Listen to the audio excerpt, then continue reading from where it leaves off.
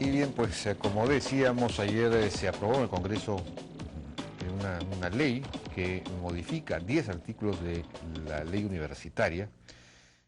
Hay varios puntos, pero quizá el principal es el que establece la votación, dice universal, obligatoria, directa, secreta y pacífica. Agrega la palabra pacífica.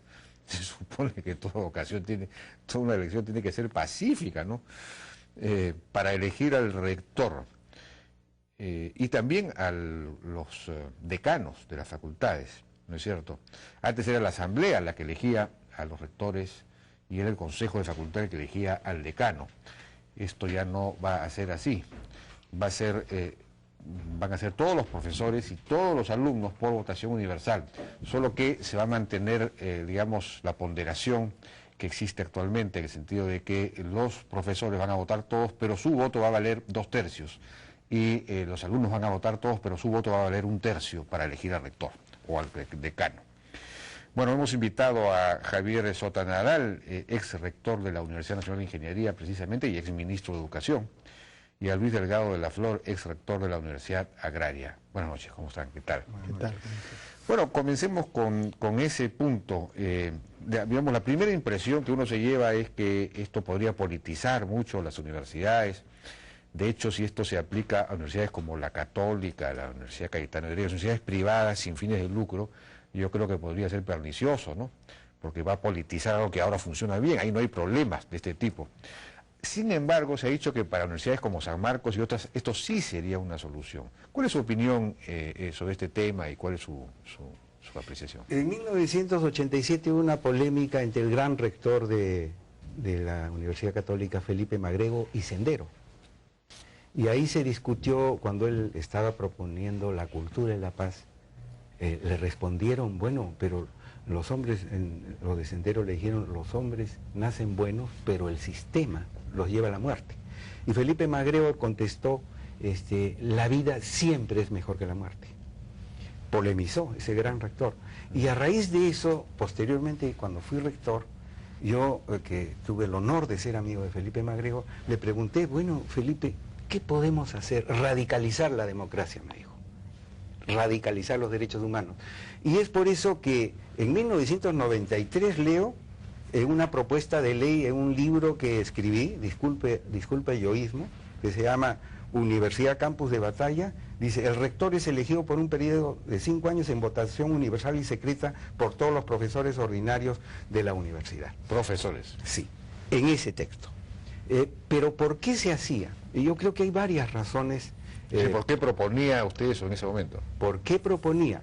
Por la sencilla razón de que yo ya observaba que un grupo de 30, 60 personas que van a elegir un rector, ese grupo era sujeto a las componendas políticas, a las retribuciones posteriores.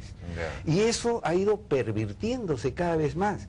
Hay testimonios que dicen que en una universidad pública de Lima, el rector elegido ganó los votos de los estudiantes dándoles una laptop, o ocupando a los miembros de la asamblea universitaria, o proponiéndolos puestos a posteriori, es decir, ¿y qué pasaba? La política universitaria había sido el refugio de los mediocres, ¿no?